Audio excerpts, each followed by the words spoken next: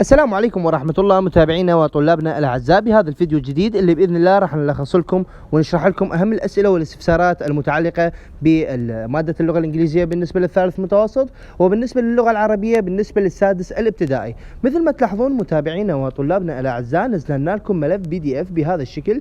طبعا هذا مشكور الأخ ابن النجف بهذا الفيديو أو بهذا الملف PDF. تقدرون الآن أنه أنتم تطلعون على جميع الأسئلة وتقدرون تختبرون أنفسكم. لو أنت ضبطتوا هاي المرشحات، طبعا هي 24 ورقة 24 صفحة، لو أنت فرضا ضبطتها فأني راح أضمن لك النجاح بنسبة 100% بإذن الله في السادس الابتدائي. هاي بالنسبة للسادس الابتدائي. نروح وين؟ نروح للغة الإنجليزية بالنسبة للثالث متوسط. تضمن درجتك 100%، ضمان من يمين انه انت تقدر تضمن درجتك بنسبة 100% لو انت ضبطت هاي المرشحات. اضبطها وخطيتك برقبتي على قولة القايل.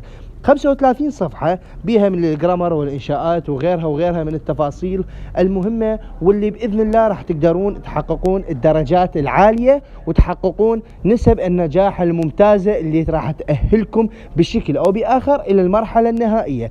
ادخلوا قناة التليجرام، رابط قناتي التليجرام موجود في خانة التعليقات، التعليق المثبت. اروح للتعليقات راح تلقى رابط، ادخل للرابط واشترك في القناة.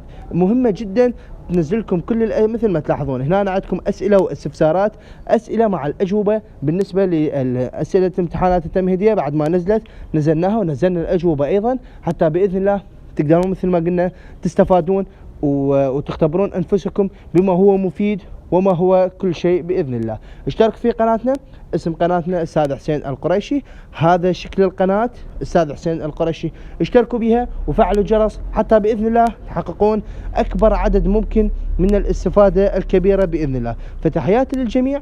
إذا عندك سؤال أو استفسار اترك لها في صندوق التعليقات، وبإذن الله راح أرد عليك وأرد على جميع التعليقات. شكرا لكم على حسن المشاهدة. تقبلوا تحياتي، أخوكم الأستاذ حسين القريشي، بحفظ الله وأمانه.